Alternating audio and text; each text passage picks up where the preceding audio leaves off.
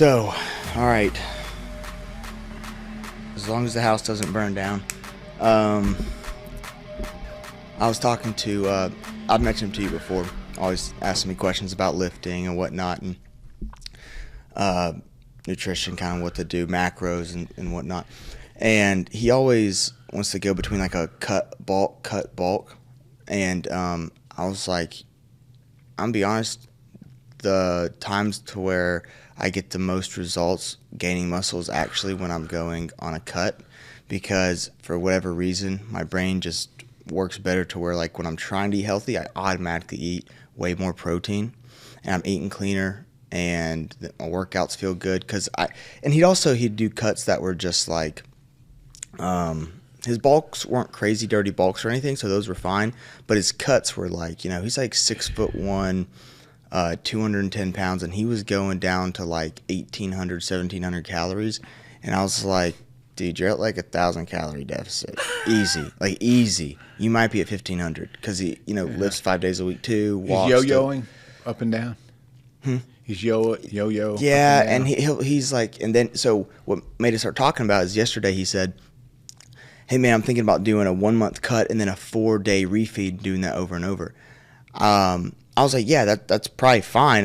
But I was like, I would more so just try to set up like a lifestyle type of thing. And so I basically structured out. He's like, I don't like to cook. I was like, well, first off, you got to fix that a little bit. Cook or I can't cook. Right. Yeah. I was like, well, here's some quick, easy hacks. I was like, here's a Greek yogurt. Okay. Knock that out in the morning. I don't like eggs. Everyone else does. That's one of those things. I just superfood. Yeah, that I can't like. Okay. So I mean, I'll knock it down raw. I'll knock down a raw egg before I'll eat one. Well, all right. So that's, I don't know why. That's good. I mean, that's doable. Yeah. But, so I told him, and he likes eggs. I love eggs. I said, okay, so have eggs, have some turkey sausage that you can just throw in the microwave, whatever, put it on a skillet, whatever you got to do. Get that. Have a shake. I was like, okay, but I was like, you notice there's no carbs there, okay? And I was telling him how you were saying it's not gonna spike his insulin and all this stuff, and it's gonna keep him satiated. And I remember you had told me that you're like, if you eat carbs in the morning, see how you feel. One thing is you're gonna have a crash, which is that after lunch is where I really feel that. But then on top of that, if I eat carbs in the morning, I'm hungry 2-3 hours later. Right. And it's for more. It's for more carbs too. Yeah. Like I specifically, the body is so smart that it's like it's almost. Well, you're crashing. It's almost unbelievable. It's like I'm actually consciously wanting carbs and sugar because my subconscious and my blood sugar. It's just weird. It's like I literally want a Snickers bar because I had pancakes for breakfast. Okay, but if I go and have a protein shake and some sort of meat in the morning, I don't really care to eat till like 2 o'clock, Like yesterday, I was leaving work and I was like, I didn't even eat lunch. Just forgot because I didn't get hungry. Yeah, but no, we don't want to sustain that very long. Yeah, but no, it was on accident. Right? I was studying, but because your blood sugar was actually staying in a balance control. Which again, here we go, podcast. Are we rolling on this one? Have we, everybody? Yeah, welcome to Flip the Script with Cameron and myself, Dr. J. Joey. And man, we're jumping on one of the favorites, man, the demon, the carbohydrate. And because you brought up a lot of good stuff right there, just and how these can affect us, the consumption of them, and everything that you're explaining there with that, and how you feel better if you don't consume it early, is all down to that blood sugar, dude, which is where the problem lies. If you eat that carb in the morning like you were talking about, especially your grains, you're better off to consume those at night because you don't go through that blood sugar spike that you were just talking about. And when we spike that in the morning or eating that carb early, when that drops, it's going to drop low into a hypoglycemic state, and then you are craving more of that particular very thing that puts you in that situation because you want that sugar brought up very quickly, and so therefore you're hunting down another carb, and you can't sustain that that feeling of I'm satisfied. Today where I'm not looking for a blood sugar amp. So good part there. And that's what the carbohydrate does for us, and that's why we're in the mess, right? And again, you were telling your training partner there What was he doing? He's going like a lot of us do in this world. We feel like we need to bulk up, and then when we bulk up a little bit, now suddenly we want to get ready for the beach look, and it's January, but whatever. Yeah, he went through and got all up and down. He got all his beginner gains. He likes to strength train, but he also wants to put on mass and stuff. But he's at the point to where it's like, I said, look, some of this is just time now. I said, some of this is you went and put on however many pounds of muscle in the past 3 years. Now it's going to be more of a tortoise in the hare. It's going to be that slow, steady grind. Maybe switch up your training to make it more interesting. He still loves to lift, so it's like just a time thing. But he probably wants to rush it. He's young, stuff like that. But yeah. So here he goes. He drops down to, he drops 1,000 calories a day with this change again. And you know what? We're going to have a podcast here with Alex Bond soon, and this is what he does for a living. So it's going to be a very interesting topic to discuss with a professional and knowledgeable to this particular thing. But that's what you find a lot. And a lot of times when guys go through this and they drop those calories like that, they're losing that muscle mass as well, because they're not sustaining enough protein to hold on to that. So the key with that is if they're going through that and they're dropping these carbs, they're gonna lose the muscle as well. And that's what you have been working towards when you're an athlete, because you want to maintain that, whether it's weightlifting, bodybuilding, or any athletic sport, right? In order to excel, you need that strength. So whether it's football, baseball, soccer, we want to maintain that muscle to the nth degree. And we're going to do that by making sure we keep that protein up and watching that demon known as the carbohydrate. Because in reality, in my personal opinion, let's talk about that pyramid again, okay, that we went over last time or a couple of episodes ago, and how what's on the bottom of that pyramid? It's all grains, which are basically carbohydrates that we're talking about right now, veggies and fruit. So again, with the exception, your veggies are low glycemic carb, but your fruit is still fructose. So in today's pyramid, we've got sugar all on the bottom, right? And grains and carbohydrates being down here is the thing that we need to consume the most of? No. Cameron, you and I were talking about this. Let's just go back, all right? Again, thousands and thousands and thousands of years that human beings have been on this planet. Do you think we had grains and fruits and stuff back in our early days? No, we were we were meat eaters. Not man eaters, we were meat eaters. Well, there's a history of that too. But we were meat eaters, pal. And so when we were chasing that elk or whatever the heck we were eating the meat off of, if we passed through an orchard and there was a fruit bearing on that tree, well, we might consume it, but we didn't hang out underneath that tree until the fruit dried up, because we couldn't. We had to chase that animal by which we eat, which sustains us, which is protein, which is meat, right? And so grains didn't come in until much later. And, we were also talking about when you look at civilizations where the grains came in, here came cardiovascular disease, dental problems, and sugar-related issues, right? So sustainable longevity for the human being is not doable with the consumption of the carbohydrate and the grain.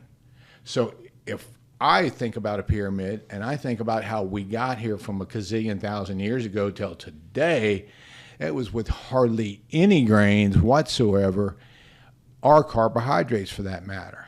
So when my thought on that process through evolution, and as you and I know, I'm a predominantly protein consumer, maybe paleo, even carnivore sometimes. So if I was my pyramid, which is what got me here, has little, if any, grains, carbohydrates, because of the damage they do to us as a civilization. And like I said before, with this kind of grain consumption that we've been doing for the last 60 or 100 years, and look where we are now in obesity rate, if we had been doing this same particular type of pyramid 200 years ago, chances are we're extinct now, right? So let's just dabble on this pyramid a little bit.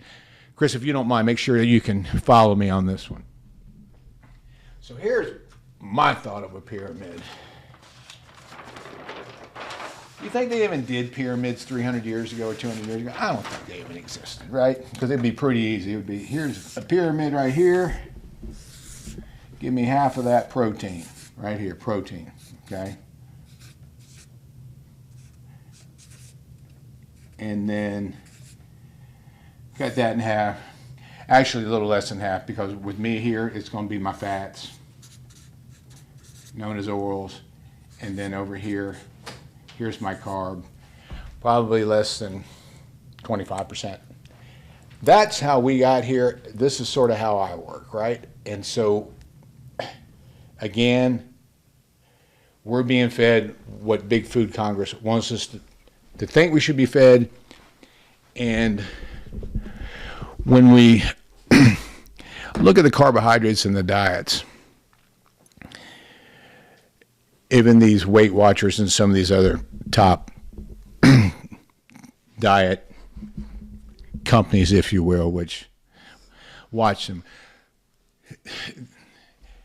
As far as a grain in a diet protocol, in my opinion, I don't put them in for my patients. When they were trying to lose weight on a program, grains, in my opinion, as a carbohydrate in the diet at all, is dangerous and tricky. Same thing with the fruit and the fructose. It's still sugar, right? Well, one of the problems that we tend to see with people who are obese and overweight is a lot of skin-related issues, okay? Eczema, psoriasis, as well as we know, the autonomic disorders that are through the roof today. They are exacerbated and inflamed by the carbohydrate diet, and most specifically, the grains and the glutens, right? So here we are on carbs, another reason why, in my opinion, most of them can be rather dangerous for the average person. So if I have a skin-related inflammation type reaction or condition, and some of these professional diets that you see, whether they're Weight Watchers and just to name one of those, because they use this point system. I think they still do. But in that, they allow bread.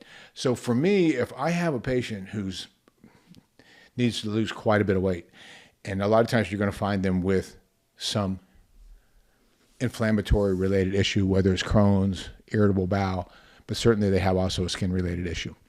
If they're consuming a grain and that grain is an allergic reaction to them, then this is going to, even if they may be losing some weight, overall their health, especially their skin-related issue, is going to continue to manifest itself. So if I want to put that fire out, I've got to cut that grain out of my diet. Now, so I'm not 300 pounds and I don't have a skin condition. Well, guess what? Lucky you, number one, but you keep eating those grains like that, chances are you are going to be that person. So even the healthy for now, young 18-year-old, start thinking about that today. That's where the carbohydrates. So the carbohydrate, when we're thinking about that. Okay. And I think it's good to mention, just if they haven't seen the other episode that we did on vegetables and stuff, and we talked about getting carbs from vegetables. Yeah. Like your carbs, you said it's less than 25%. So say 15 to 20% of your diet's carbs, majority of those are from vegetables. So That's we're not even absolutely talking grains, you know. That's right. Because you got the minerals in there, right? So that's a very, very good point with that. That's where I tend to get my carbohydrates from. An occasional fruit here and there. But again, like I was talking about earlier, think about the way we evolved over time. Because now you can get fruit every day, right? Because it comes from Mexico and other places. So we think that in our diet, we need 3 or 4 servings of fruit a day. No, especially if you have a weight problem. I'm sorry, it's still fructose. So it's really tricky when it comes into fruit and who should and who should not, because it's a sugar in the end. So I'm very wary about, I personally recommend 1 piece of fruit a day. That's my personal opinion on that. Let more of those nutrients come from the vegetable. It's a safer source. And in my opinion, higher in antioxidants and higher in the mineral content as well. So good point there, brother. And with that, you were asking the other day, you want to touch on that thing about the B vitamin connection? Yeah, because that's one thing I want to touch on. And I'll go back to my buddy Luke that I was talking about. So he kind of correlates having less energy and whatnot to the cut and stuff because of too much of a drastic calorie deficit, right? If you're 1,500 in, your body's grinding. It is working so hard to break down 1,500 calories a day of body fat, right? Whether if he was just in, say, a 500 calorie deficit. So I try to tell him, we don't have to go in a crazy deficit there. But also, I just now thought, this is interesting, I wanted to ask you, is most people would say less carbs is less energy. When I go and do a lower carb diet, I have more energy. Okay. So I know you said how the energy levels are more consistent when it's more on fats rather than carbs. But like when I'm doing a lower calorie, really clean diet, I have much better energy in the gym. I don't feel sluggish and all this. So I almost am confused when people say that they feel not a lot of energy in the gym when they're doing less carbs. I mean, maybe they're confused about maybe there's a miscommunication there as far as like what they mean about energy, because I guess there's a difference in energy when you're sitting at a desk versus lifting. And maybe their lifts are different. Maybe they're just a little lazier. I mean, it could be a whole bunch of Well, you different know things. what? So good. Let's go into the physiological aspect of that, because that's a good point there too, right? So I think that when you find that, and you've seen this, dude, and I know I have too, right? When you first start trying to consume less of the carbohydrate, like say for the energy for the gym, and you're used to running off of blood sugar, right? You know, so you're going to go through a drop there because your body's basically not getting into ketosis to burn the fat for the energy. And so you and I know that once you get in there, man, that energy level far exceeds that by which you get with a carbohydrate. But most of your typical people, when they are evaluating themselves on that, they miss their carbohydrate load at lunch before they went to the gym. So yeah, they're going to have a low because they're used to this spike running through this, right? So if they don't get their spike before they go in the gym, then they can't burn the fat for the energy, and they have the body wants to get rid of a sugar ASAP because a sugar is a poison to the body. So just like any other poison, it's going to burn that first, pal. And so it burned that after that consumption of that high glycemic sugar-related meal that they might have had at lunch, because it said, I got to get rid of you. You're a poison. Then they went into the gym and they don't have any sustainable, they're not into that process where they can start burning the fat for energy because they're living off of nothing but the sugar high and the carbohydrate. And like you said, we were talking about the other day, when you go in and you consume that carbohydrate in the morning before you go, or you can start off your day with that, and then about 10 o'clock or so, here you are hungry again because your body went through that process of spiking that blood sugar up. And this is where we, and as a society, have a problem with that because we eat too large a meal as well instead of the 4 or 5 meals a day that we should in smaller. Because even a lot of protein still puts a lot of stress on the body because the body has to break down those calories and without the enzymes sufficient to do it. So it's an energy user to do that. And of course, even the protein raises the blood sugar to a degree. So these large meals put us through this up and down blood sugar range, where if we could take smaller meals 4 or 5 times through the day, we can balance that. Then your friend goes into the gym and he has sustained energy to make those workouts through without having that crash feeling that he has, because that was all carbohydrate load. That was all sugar load, and his body cannot regulate utilization for fat for energy, right? So yeah, it's and so what do? So then they go back to their carb before every workout type of scenario, right? So how long, and I don't want to forget to ask about bring up the Cataplex B Core, but before we get on that, how long would you say it usually take for somebody to get through that low energy phase of going into a lower carb? Or is it just it could be 2 weeks, could be 2 days, or because I don't remember. Yeah, because first of all, you got to go through that crash, and then people, if you do, if you go through that low carb, you'll hear people say, "Oh man, I had you might even get a reaction where you feel flu-like." And that's the body having to adapt to this particular situation. So if you do and you feel like that, that may mean, hey, a day off the gym today, until I can get into that phase where I'm starting to utilize energy through the fat. And I think the key thing there is how far out of whack have you gotten to you're regulating the blood sugar naturally, right? And it's the same thing with people with their sleep when they start into a situation where they're starting to reduce their sugar calorie content. The body's addicted to it, man. It crosses the blood-brain barrier and binds to those receptor sites. So everybody is different. And that's a good point what you're bringing up there, because that is where that deficiency, when you have that situation, you want to think B vitamin deficiency. Because the more deficient I find in my patients, the more carb addicted they are, and the more they crave the carb, the more deficient they are in their B vitamin consumption. B vitamins help us to cut back that crave that we have for carbohydrates. So in a sense, if you're a carb craver, there is a sign metabolically you are deficient in a particular nutrient, and most of the time that nutrient is going to be the B vitamin. So B-Core, my favorite form that I sell of the organic form of the B vitamin. A lot of my patients almost immediately when I start using this in their supplement regimen, their control for the carbohydrate diminishes almost immediately. So yeah, especially breads in the carbohydrate. So that happened to me because I remember I was actually trying to get my energy levels to be a little more consistent. I was actually kind of curious because I know Mom took it and I didn't take it. And so I don't really crave pasta. I don't crave what people consider carbs. I just crave sugar. Always have. Always had a huge sweet tooth. So I'm always having to deal with that.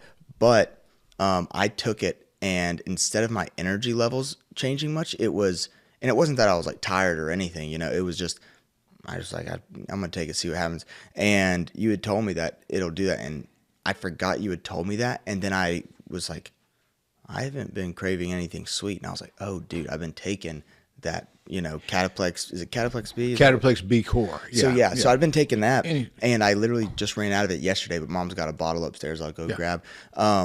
So, I can attest to that. It really wildly, almost miraculous. It's kind of weird how that works. Actually, it is kind of weird, but let's break down for a minute.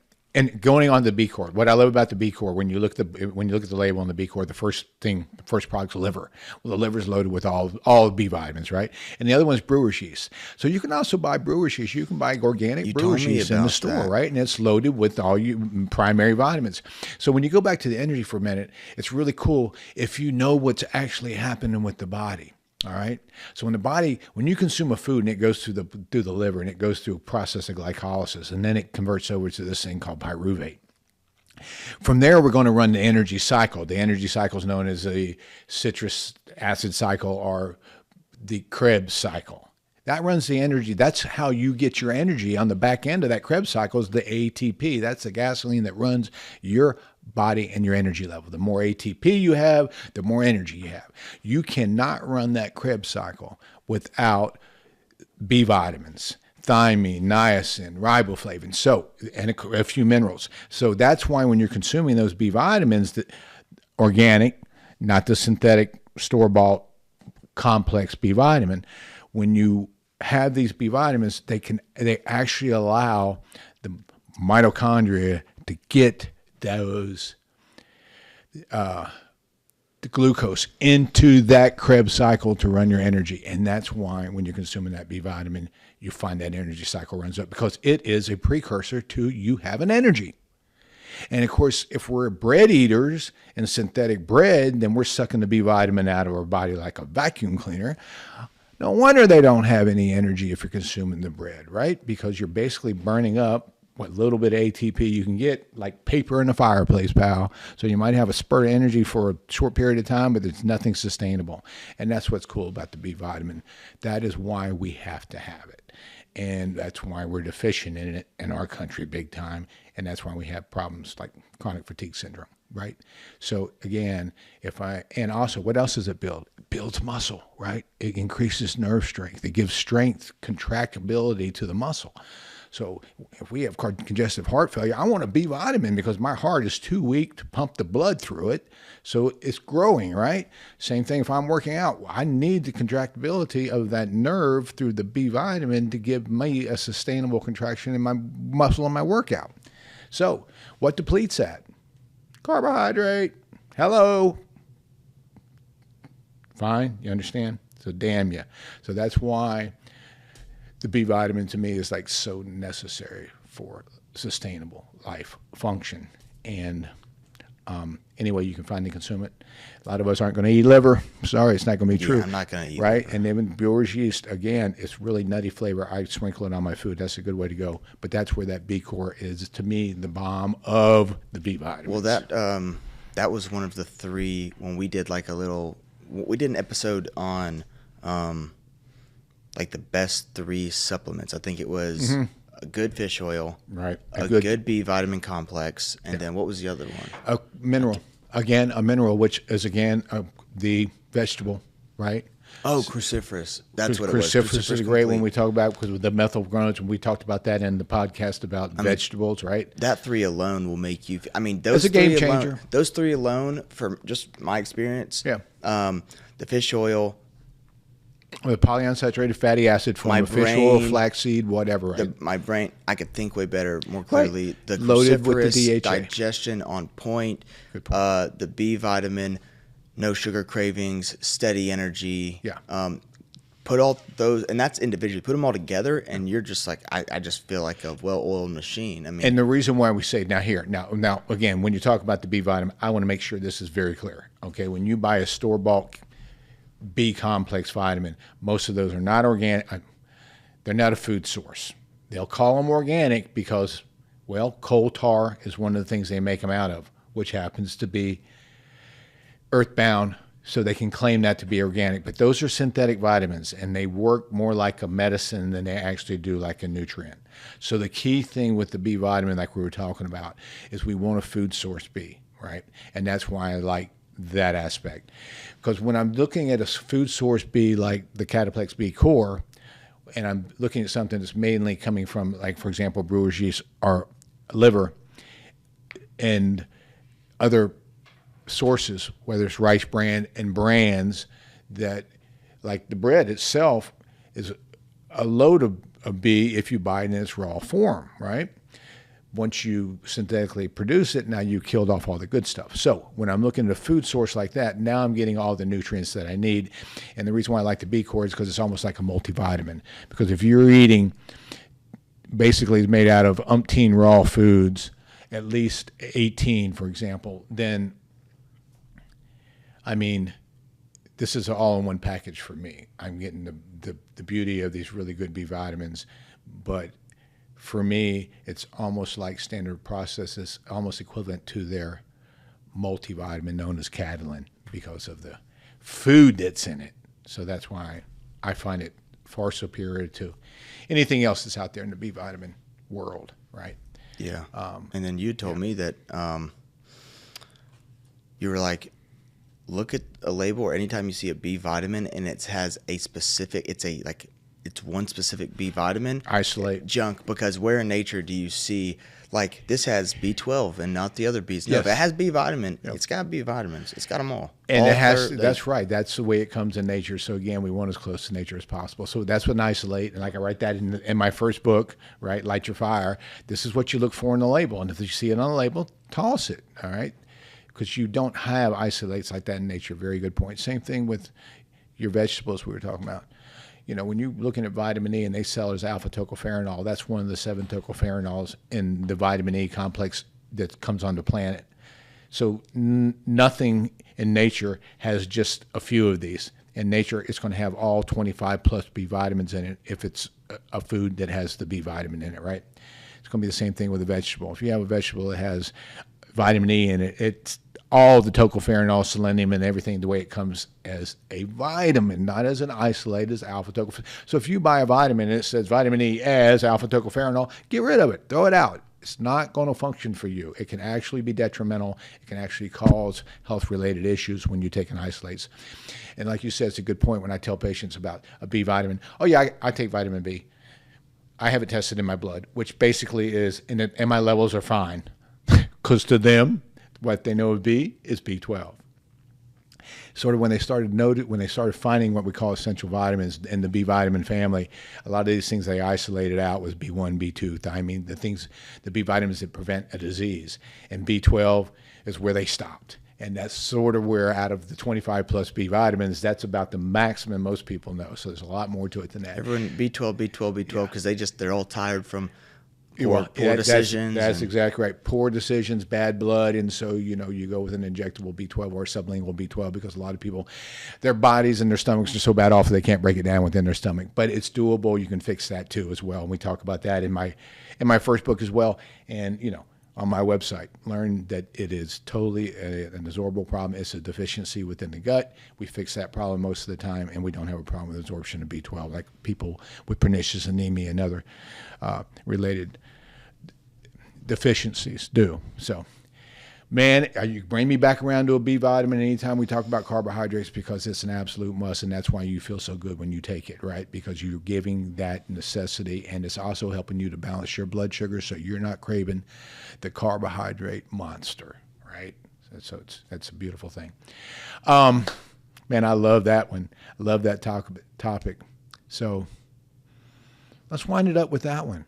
That was a lot of information for people. Yeah, and I hope, if it's too much, come back, ask us some questions because, again, man, we're getting into the energy cycle. We're getting into life itself because the more energy you have, in my opinion, the wealthier you are. So if you want to judge a person by overall health and wealth, where's your energy at, people? And that starts with the Krebs cycle, and that starts with the B vitamin. So we went from carbs to life-sustaining ATP and B vitamins.